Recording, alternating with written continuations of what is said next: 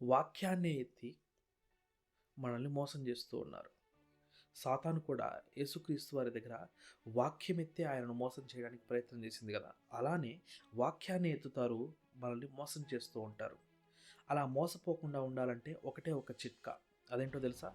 కొరింథీయులకు రాసిన పత్రిక, మొదటి కొరింథీయులకు రాసిన పత్రిక 14వ అధ్యాయం ఏదైతే ఉందో దానిని అంతటిని, దాని యొక్క సర్వసారాంశాన్ని ఆధారం చేసుకొని ఎవరైతే ఈ భాషల విషయంలో స్పష్టతను ఇవ్వగలుగుతారో వారే సర్వసత్యాన్ని మనకు బోధిస్తూ ఉన్నారు. అలా కాకుండా ఆ అధ్యాయంలోని కొన్ని మాటలను మాత్రమే ప్రస్తావించి కొన్ని మాటలను వదిలేసినట్లయితే అందులో సర్వసత్యం లేదు, కానీ బహుఘోరమైన మోసం ఉంటుంది. ప్రియులారా, ఇప్పుడు నేను మాట్లాడుతున్న ఈ మాటలను కూడా మీరు రూఢీగా తీసుకోవాల్సిన అవసరం లేదు. మీకు ఎవడనూ బోధించనక్కరలేదు. అయితే మీరు చేయవలసిన పని ఏంటో తెలుసా?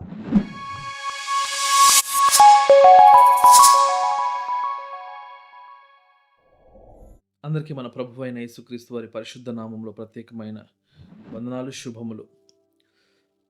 భాషలు మాట్లాడే వరము అనగా స్పీకింగ్ ఇన్ టంగ్స్ అనేది పరిశుద్ధాత్మ మనకు అనుగ్రహించిన 9 వరాలలో ఒకటి. ఎవరైనా ఒకరు పరిశుద్ధాత్మ వరములలో ఒకటైన భాషల వరము లేదు, లేదా ఆగిపోయింది, సీజ్ అయిపోయింది అని మాట్లాడినట్లయితే చాలా జాగ్రత్తగా ఈసారి తమను తాము పరిశీలించుకోవాల్సిన అవసరం ఉంది.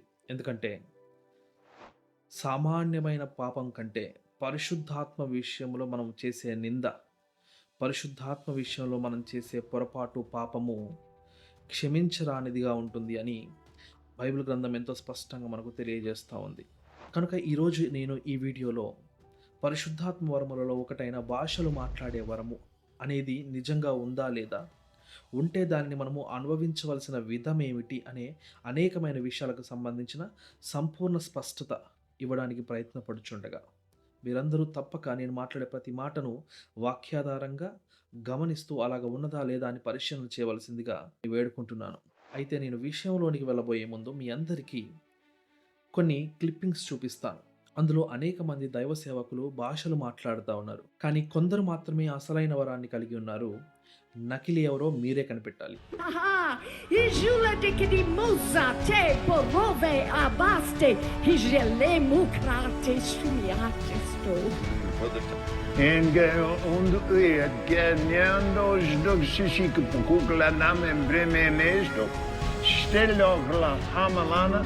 Lelo lendilek enkren in stilest karata.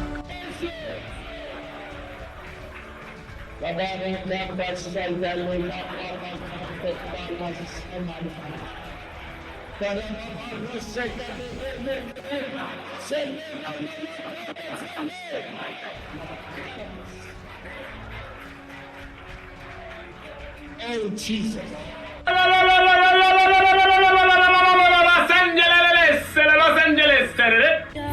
మీకు స్తోత్రములే యేసయ్యా. వాషువ క్లాంతర మామమ అవమతి హెవిగా హులగతినెటే వానే తిరహ్లాసన క్లాండదా బహదోరో లతిరేనేషే.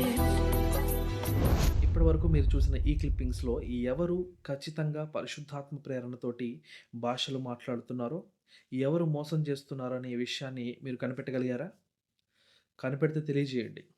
కనిపెట్టలేకపోతే మోసం చేసేవారిని పరిశుద్ధాత్మ వరం పేరుతోటి భాషలు మాట్లాడుతున్నాను అని మోసం చేసేవారిని కనిపెట్టడానికి కావాల్సిన విధానాన్ని ఈరోజు నేను మీకు తెలియజేస్తాను. సాధారణంగా ఆత్మ సంబంధమైన విషయాలను శరీర సంబంధమైన సొంత జ్ఞానముతో విచారించాలని ప్రయత్నం చేస్తే మనము ఫెయిల్ అవుతామండి. కనుక ఈ యొక్క ఆత్మ సంబంధమైన ఈ పరిశుద్ధాత్మ వరము, భాషలు మాట్లాడే వరము అసలైనదా నకిలీ అయినదా తెలుసుకోవడానికి సొంత జ్ఞానాన్ని ఉపయోగించకూడదు.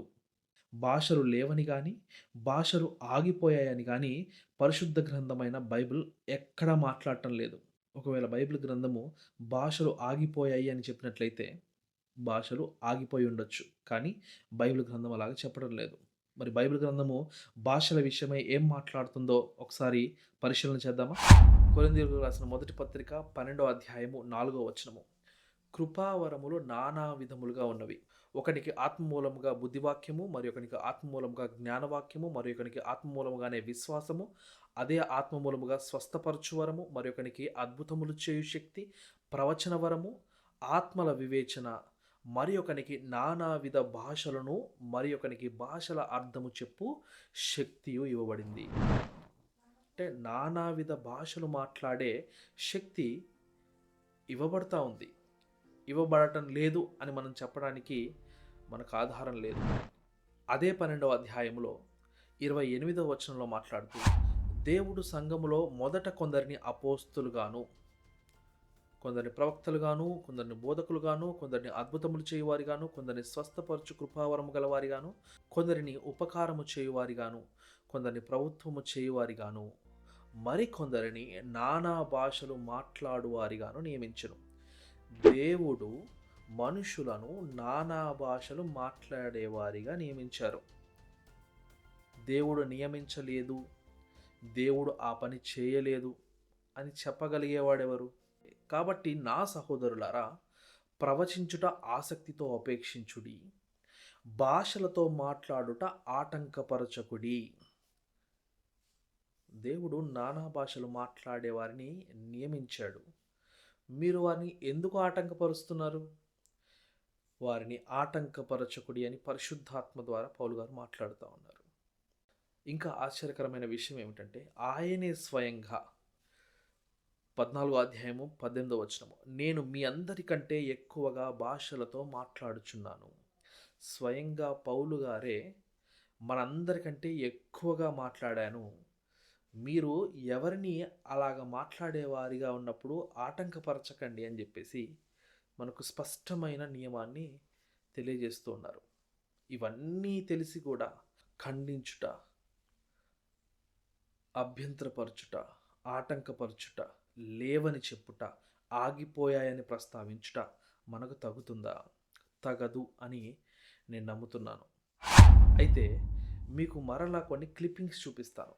ఇందులో భాషలు మాట్లాడుతున్న అనేక మంది బోధకులలో నిజంగా భాషలు మాట్లాడేవారెవరు, నకిలీగా మోసపూరితంగా భాషలు మాట్లాడేవారెవరో మీరు కనిపెట్టగలరేమో ఒకసారి పరిశీలన చేయండి.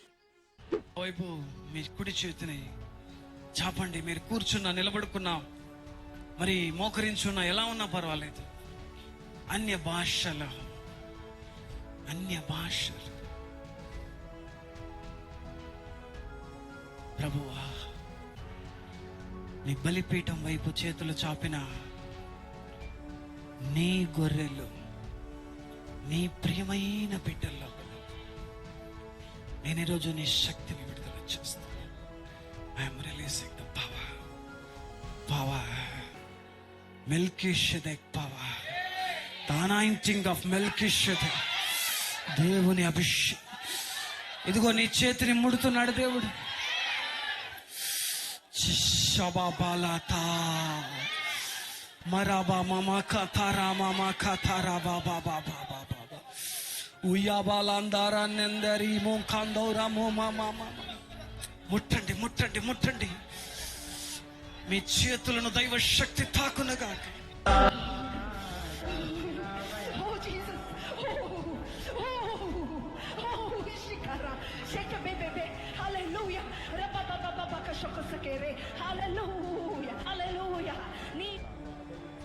నీలో ఒక పులకింత బరమ శకరల శమ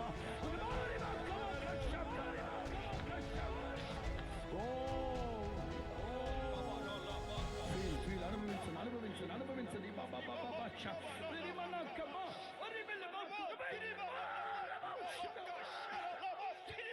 అదిగో అదిగో అదిగో అదిగో ప్రతి ఒక్కరు అనుభవిస్తున్నారు. అదిగో అదిగో అదిగో నిన్నే అదిగో పడుతున్నారు పరిశుద్ధాత్ముడు.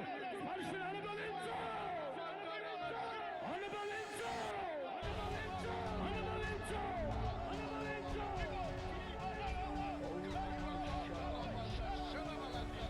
హల్లెలూయా, హల్లెలూయా. విడుదల కలుగును గాక. రీపా మాసతా రీపా. Thank you. పరిశుద్ధాత్మ దేవుడు మీకు శక్తి కలుగు చేయను గాక. ఆదరణ దొరుకును గాక. నిరీక్షణ మీకు ఆధారమైన యేసయ్య నీ ఇంటికి మీ జీవితంలో ప్రవేశించును గాక. ఇప్పటివరకు మీరు చూసిన ఈ క్లిప్పింగ్స్లో ఏది ఖచ్చితమైన పరిశుద్ధాత్మ ప్రేరణ ద్వారా మాట్లాడబడిన భాష, ఏది మోసపుచ్చడానికి మోసపరుచు భాష అనే విషయాన్ని కనిపెట్టగలిగారా? ఏంటి, కనిపెట్టలేకపోయారా? అయితే వెంటనే మోసకరమైన భాషను కనిపెట్టే విధానాన్ని మనం అర్థం చేసుకుందాం. ప్రియులరా, మనలను సంఘంలో స్థిరపరచడానికి సమస్తమైన సహాయము పరిశుద్ధాత్మను మనకు అందిస్తూ ఉండగా, ఆయన వరములలో ఏది ఖచ్చితమైనది, ఏది మోసపూరితమైనదనే విషయాన్ని తెలుసుకోవడానికి సహాయాన్ని అందించలేడా? అందించారండి. కొరింథీయులకు రాసిన పత్రిక 14వ అధ్యాయము 2వ వచనం నుంచి ఆలోచన చేయడానికి ప్రయత్నం చేద్దాం. వాక్య భాగంలోకి వెళ్ళబోయే ముందుగా పరిశుద్ధాత్మ వరము నానా భాషలు మాట్లాడే శక్తి. నానా భాషలు అంటే రకరకాల భాషలు అని అర్థం. అంటే ఒకే రకమైన భాష కాదు. ఎన్ని రకాలు ఉన్నాయి? వాక్యం ఏం చెప్తుందో పరిశీలన చేద్దాం. అదే కొరింథీయులకు రాసిన మొదటి పత్రిక 13వ అధ్యాయంలో భాషలు ఎన్ని రకాలు మాట్లాడబడతా ఉంది. మనుష్యుల భాషతోనూ దేవదూతల భాషతోనూ నేను మాట్లాడినను అనగా, ఇక్కడ మనకు 2 రకాల భాషలు కనబడుతూ ఉన్నాయి. ఒకటి మనుషుల భాష, రెండవది దేవదూతల భాష. మనుషుల భాష అంటే మనుషులు మాట్లాడే భాష. మనుషుల భాషలలో కూడా మనం ఆలోచన చేసినప్పుడు మనం మాట్లాడే భాష, మనకు అర్థమయ్యే భాష మనకు మాతృభాషగా ఉంటుంది. అలా అని చెప్పేసి భూమి మీద ఒకే భాష లేదు కనుక అనేక మంది మనుషులు అనేకమైన ఇతర భాషలు మాట్లాడతారు కనుక ఆ భాషలు మనకి రానప్పుడు వాటిని మనము అన్య భాషలు అని మాట్లాడతాం. అన్య దేశంలో మాట్లాడే భాషలన్నీ అన్య భాషలు. అవి కూడా మనుషులు మాట్లాడేవే కానీ మనకు తెలియనివి. కనుక బైబిల్ గ్రంథంలో భాషలు అని మాట్లాడబడినప్పుడు మనము ఏ భాష గురించి మాట్లాడబడుతుంది? ఒకటి దేవదూతల భాషన, రెండవది మనుష్యుల భాషన, మనుషుల భాషనగా అన్య భాషన అనే స్పష్టతను మనం ముందు అర్థం చేసుకోవాలి. ఇప్పుడు దేవదూతల భాష అంటే ఏమిటి? దేవదూతల భాష అంటే ఏమిటో, అది ఎలాగుంటుందో, మనుషుల భాష అంటే ఏమిటో అది ఎలాగుంటుందో, అన్య భాష అంటే ఏమిటో అది ఎలాగుంటుందో చాలా స్పష్టంగా మనకు పరిశుద్ధాత్ముడు తెలియజేస్తూ ఉన్నారు. ఒకసారి పరిశీలన చేద్దాం. కొరింథీయులకు రాసిన మొదటి పత్రిక 14వ అధ్యాయము. ఎందుకనగా భాషతో మాట్లాడువాడు. ఇక్కడ భాష ఏ భాష? దేవదూతల భాష అని నేను ప్రస్తావిస్తున్నాను. అవునా కాదా పరిశీలన చేయండి. ఎందుకనగా భాషతో మాట్లాడువాడు మనుష్యులతో కాదు దేవునితో మాట్లాడుతున్నాడు. ఇది మనుషులతో మాట్లాడే భాష కాదు, దేవునితో మాట్లాడే భాష గురించి మాట్లాడబడుతుంది. భాషతో మాట్లాడువాడు మనుషులతో కాదు దేవునితో మాట్లాడుతున్నాడు. మనుషుడెవ్వడునూ గ్రహింపడు గాని వాడు ఆత్మ వలన మర్మములను పలుకుచున్నాడు. ఇది మనుషులతో మాట్లాడే భాష కాదు, దేవునితో మాట్లాడే భాష. ఇది మనుషులు గ్రహించగలిగే భాష కాదు. పరిశుద్ధాత్ముడు స్పష్టంగా చెప్తున్నారు కదా. ఇక లేదండి అలాగ ఏమి ఉండదండి అని మనం అంటే పరిశుద్ధాత్మకు వ్యతిరేకంగా మాట్లాడుతున్నాం. అయితే క్షేమాభివృద్ధి హెచ్చరికయు ఆదరణయు కలుగునట్లు ప్రవచించువాడు మనుషులతో మాట్లాడుచున్నాడు. భాషలో దేవదూతల భాష మాట్లాడేవాడేమో దేవునితో మాట్లాడుతున్నాడు, ప్రవచించువాడు మనుషులతో మాట్లాడుతున్నాడు. సాధారణంగా నేను భాషలో ప్రవచిస్తున్నాను అని చెప్తూ ఉంటారు.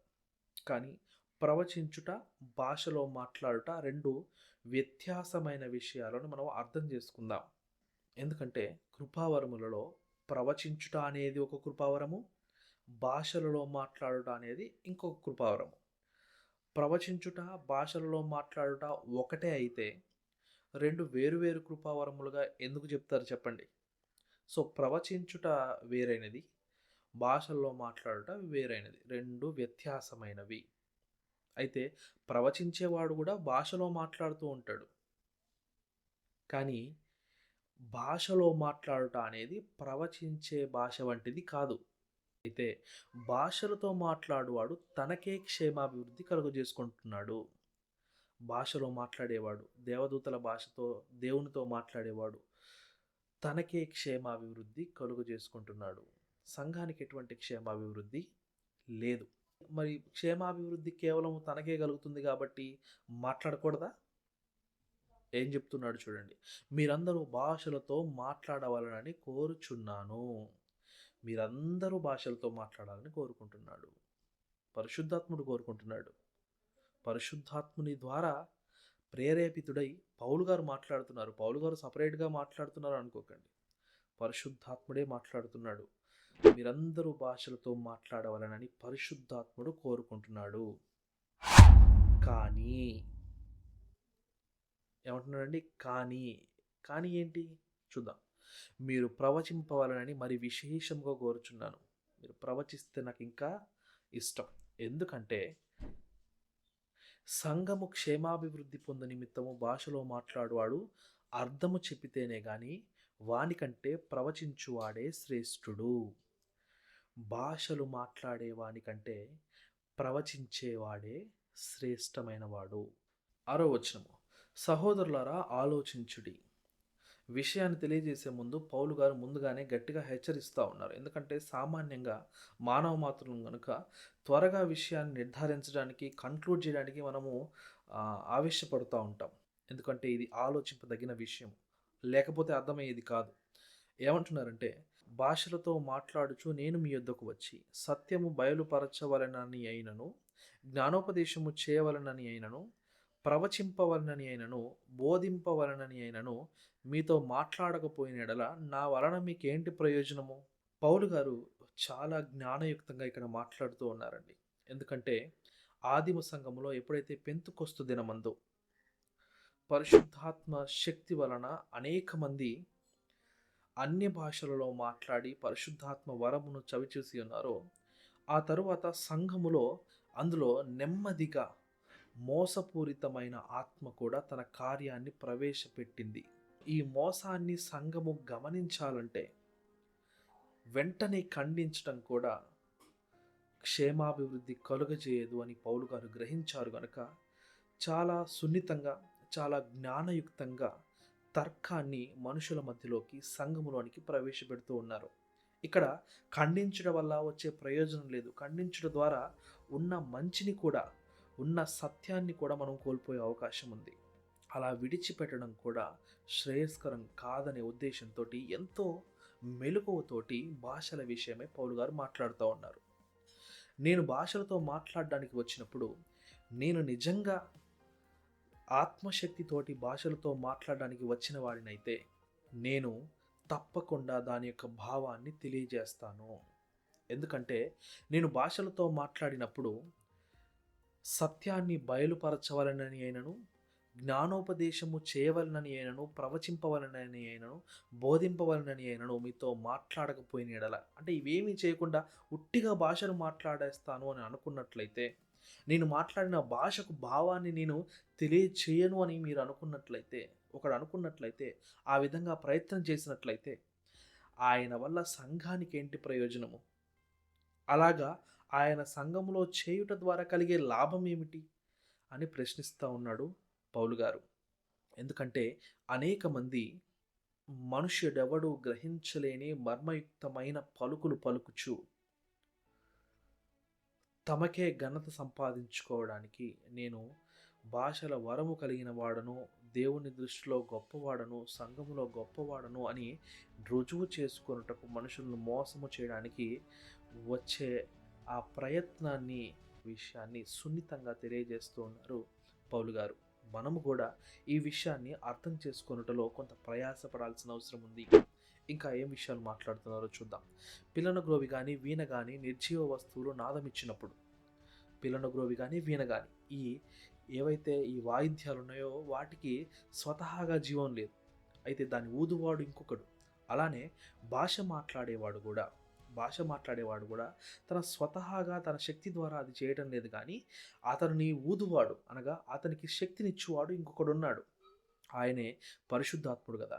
పరిశుద్ధాత్ముడు సంఘానికి ఆదరణ కలగజేయడానికి వచ్చినప్పుడు, సంఘానికి క్షేమాభివృద్ధి కలగజేయడానికి వచ్చినప్పుడు కేవలము భాషను మాత్రం మాట్లాడి వదిలిపెట్టడు. ఎందుకంటే అది ఆయన పని కాదు.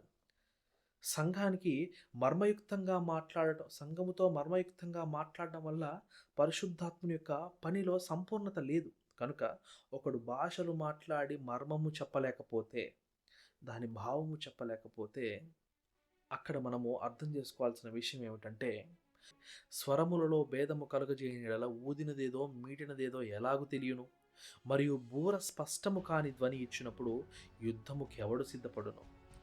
మనకు అర్థం కాని భాష పరిశుద్ధాత్ముని ద్వారా ఒకడు మాట్లాడితే దానివల్ల మనకు వచ్చే ప్రయోజనం ఏంటి? మనకు ప్రయోజనం లేని పని పరిశుద్ధాత్ముడు ఎందుకు మన మధ్యలో చేయిస్తాడు అని చెప్పి పౌలు గారు ఎంతో కఠినమైన మాటను సున్నితంగా, తర్కబద్ధంగా మనుషుల మధ్యలోకి ప్రవేశపెడుతూ ఉన్నారు. అలాగే మీరు స్పష్టమైన మాటలు నాలుకతో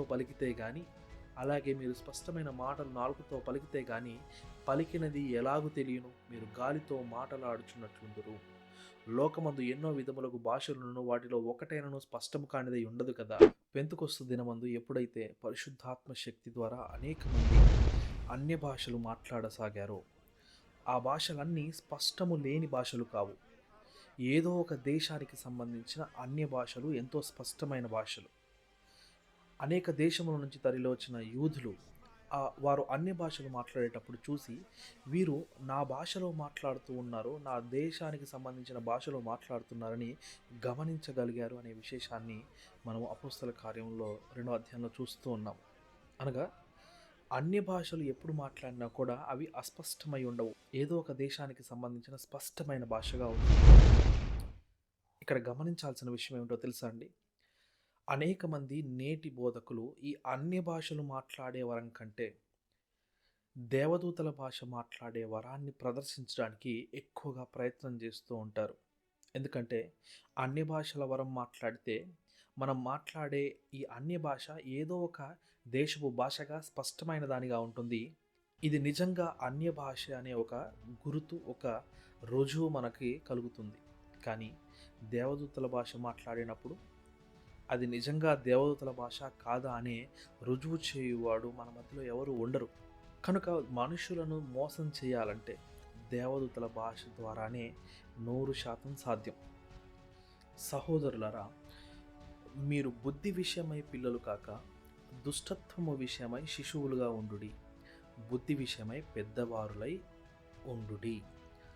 బుద్ధి విషయంలో మీరు పాముల వలె వివేకులై ఉండాలి, హెచ్చైన జ్ఞానము కలవారై ఉండాలి అని చెప్పేసి హెచ్చరిస్తూ ఉన్నారు. ఎందుకనగా ఒకడు భాషలతో మాట్లాడినప్పుడు అర్థము చెప్పకపోతే వారు సంఘములో మౌనముగా ఉండవలనని పౌలు గారు మాట్లాడుతున్నారు. భాషలతో మాట్లాడినప్పుడు అర్థం చెప్పాలి, లేకపోతే సంఘములో మౌనంగా ఉండాలి. సంఘములో మౌనముగా ఉండాలి కాబట్టి దేవదూతల భాష ఇక మాట్లాడకూడదని కాదు, దానికి ఒక కండిషన్ ఉంది. మౌనముగా ఉండేవాళ్ళను కానీ అంటే కండిషన్ ఏంటంటే తనతోనూ దేవునితోనూ మాట్లాడుకొనవచ్చును, తనతోనూ దేవునితోనూ మాట్లాడుకోవాలి. భాషతో మాట్లాడువాడు మనుషులతో కాదు కానీ దేవునితో మాట్లాడుచున్నాడు అని మనము 2వ వచనంలో ఆలోచన చేశాం కదా. భావము చెప్పలేనప్పుడు దేవదూతల భాషలతోటి మనము దేవునితో మాట్లాడుకోవాలి, పర్సనల్గా, సంఘములో మాట్లాడకూడదు. ప్రియులారా, పర్సనల్గా మనము దేవునితో దేవదూతల భాషలో మాట్లాడుతున్న అనుభవము అనేక మంది కలిగి ఉంటాం, కానీ మనము అది నిజంగా దేవదూతల భాష అని అర్థం చేసుకోలేకపోతూ ఉన్నాము. పర్సనల్గా నేను కూడా అనేకమైన సందర్భాల్లో దేవునితో దేవదూతల భాషతో మాట్లాడాను. మీలో అనేక మంది కూడా పర్సనల్గా దేవునితో దేవదూతల భాషలో మాట్లాడుంటారు, కానీ మీకు అది తెలియదు. అందుకే మీకు స్పష్టత కలుగు నిమిత్తము దేవదూతల భాషలతో దేవునితో మాట్లాడుట ఏ విధంగా ఉంటుందో స్వయంగా పరిశుద్ధాత్ముడే తెలియజేస్తూ ఉన్నాడు. ఆ విషయాన్ని తెలియజేస్తాను. రోమిలకు రాసిన పత్రిక 8వ అధ్యాయము 26వ వచనాన్ని మనం పరిశీలన చేసినప్పుడు, ఏలయనగా మనము యుక్తముగా ఎలాగూ ప్రార్థన చేయవలెనో మనకు తెలియదు కానీ దేవునితో ఎలాగా మనం మాట్లాడాలో మనకి తెలియదు, యుక్తంగా ఎలా మాట్లాడాలో మనకు తెలియదు, ఎలా ప్రార్థన చేయాలో మనకు తెలియదు. అప్పుడు పరిశుద్ధాత్ముడు మనకు ఒక వరాన్ని సహాయంగా ఇస్తున్నాడు. అదేంటో తెలుసా? ఉచ్చరింప సఖ్యము కాని మూలుగులతో మనము దేవునికి విజ్ఞాపన చేయడానికి పరిశుద్ధాత్ముడు మనకు సహాయము చేస్తారు. మీ పర్సనల్ ఎక్స్పీరియన్స్లో ఎప్పుడైనా ఎంతో భారమైన బాధతోటి దేవునికి ప్రార్థన చేసినప్పుడు మీరు సమస్తాన్ని మీ యొక్క పలుకులతో మాట్లాడలేరు. కనుక మీ హృదయాంతరంగాన్ని దేవునికి ప్రార్థనగా విజ్ఞాపనగా తెలియజేయడానికి పరిశుద్ధాత్ముడు మనకి ఉచ్చరింప సఖ్యము కాని మూలుగులతో ఆయనకు మన యొక్క అంతరంగాన్ని తెలియజేసే శక్తిని దయచేస్తూ ఉంటారు. దేవునితో మాట్లాడే యుక్తమైన విధానం మనకి తెలియదు కాబట్టి పరిశుద్ధాత్ముడు మనతో దేవదూతల భాషలో దేవునికి ప్రార్థన చేసేటట్లుగా మనకు సహాయం చేస్తూ ఉంటారు.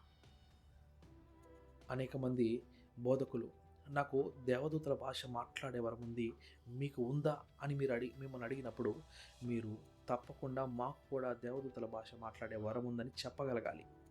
ఎందుకంటే మీరు ప్రార్థన చేసేటప్పుడు ఆ అనుభవాన్ని కలిగి ఉన్నారు కాబట్టి. దానితో పాటు మీరు వాక్యాన్ని ధ్యానించేటప్పుడు సామాన్యంగా వాక్యం చదివిన ప్రతిసారి అందరికీ అర్థమవుతుందని కాదు. అందుకే దేవుడు వాక్యాన్ని చదివితే సరిపోదు, ధ్యానించాలి అని తెలియజేశారు. ఒక బోధకుడు కానీ ఒక సేవకుడు కానీ వాక్యాన్ని ధ్యానించేటప్పుడు సామాన్యమైన మానవులకు అర్థం కాని అంతరార్థములు దేవుని యొక్క శక్తి ద్వారా, దేవుని యొక్క మర్మములు దేవుని యొక్క శక్తి ద్వారా, పరిశుద్ధాత్మ సహాయం ద్వారా వారికి గ్రహింపుకు వస్తూ ఉంటాయి. దీనినే మనం పరిశుద్ధాత్మ వరముగా ఎంచాల్సిన అవసరం ఉంటుంది. అది మనము ఉచ్చరింపలేనిది, మన యొక్క నోటితో పలుకలేనిది. మనకు దేవునికి మధ్య జరిగిన ఈ యొక్క సంభాషణ మన ఎదుటివానికి అర్థం కానిది. వారు మనల్ని చూసినా కూడా వారికి అది కనిపించేది కాదు, అది వారికి మర్మముగానే ఉంటుంది. ఇది దేవదూతల భాష యొక్క పరమార్థము. భావముతో కూడకుండా ఒంటరిగా మనము దేవదూతల భాషతో మాట్లాడాలంటే అది పర్సనల్గానే మాట్లాడాలి. సంఘము ఎదుట మనం మాట్లాడడానికి వీలు లేదు అని ఇందుకే భక్తులు మనకు తెలియజేస్తూ ఉన్నారు. ప్రియులారా, ఈ విషయాన్ని మనం అర్థం చేసుకున్న వారిగా భాషలతో మాట్లాడుట కూడా కలిగి ఉండండి, కానీ సమస్తమును మర్యాదగాను క్రమముగాను జరుగనీయుడి. దేవునికి మనము అపకీర్తి తెచ్చే వారముగా ఉండకూడదు. సంఘములో మనము మోసపోయే వారముగా ఉండకూడదు. క్రమాన్ని మనం అర్థం చేసుకోవాలి, మర్యాదను మనము పాటించాలి. ఈ క్రమాన్ని మర్యాదను మనం పాటించాలంటే పరిశుద్ధాత్మ వలన కలుగు వరమైన భాషల వరమును మాట్లాడే విధం ఏమిటో మనం ఎరిగి ఉండాలి. ఎవరైనా అంతకు మించి క్రమము తప్పి సంఘములో ఆ విషయాలను చేయడానికి ప్రయత్నం చేస్తే ఖండించే వారంగా ఉండాలి. అనేక మంది భాషల పేరుతో అల్లరి చేస్తూ గగ్గోలు పెడుతూ ఇదే దేవుని వరము అన్నట్లుగా మనుషుల మధ్యలో ప్రచారం చేస్తూ అజ్ఞానులైన విశ్వాసుల యొక్క మెప్పు కోరుతూ వారి మధ్య తమ యొక్క గొప్పతనాన్ని చాటుకోవాలని ప్రయత్నం చేస్తూ ఉన్నారు.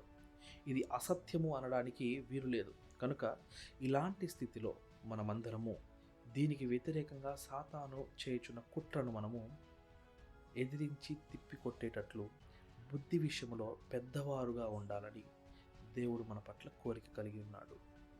మీరు ఈ యొక్క విషయం పట్ల సర్వసత్యాన్ని అర్థం చేసుకోవాలనుకున్నప్పుడు ఎవరో ఈ విషయం పట్ల మాట్లాడిన మాటలను మాత్రమే వింటే సరిపోదండి.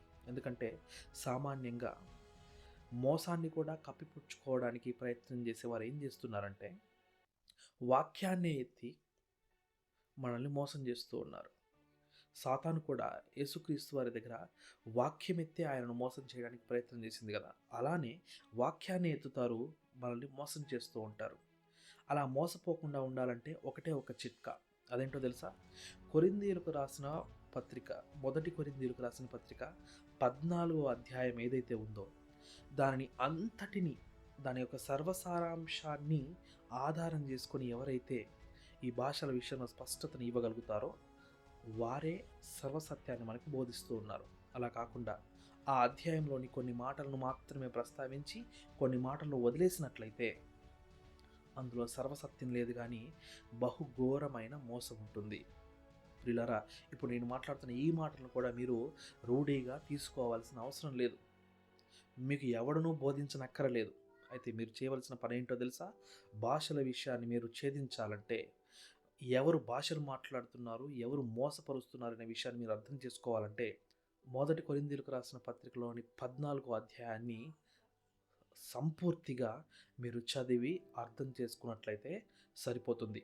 అప్పుడు మీరు ఒకడు భాషలతో మాట్లాడుతున్నప్పుడు దేవదూతల భాష కానీ అన్ని భాష కానీ అతను నిజంగా పరిశుద్ధాత్మ ప్రేరణతో మాట్లాడుతున్నాడా, మోసం చేయడానికి మాట్లాడుతున్నాడా, దానివల్ల దేవుడికి ఘనత కలుగుతుందా, సంఘానికి క్షేమాభివృద్ధి కలుగుతుందా లేదా అనే విషయాన్ని స్పష్టంగా చెప్పగలిగే జ్ఞానవంతులు అవుతారు.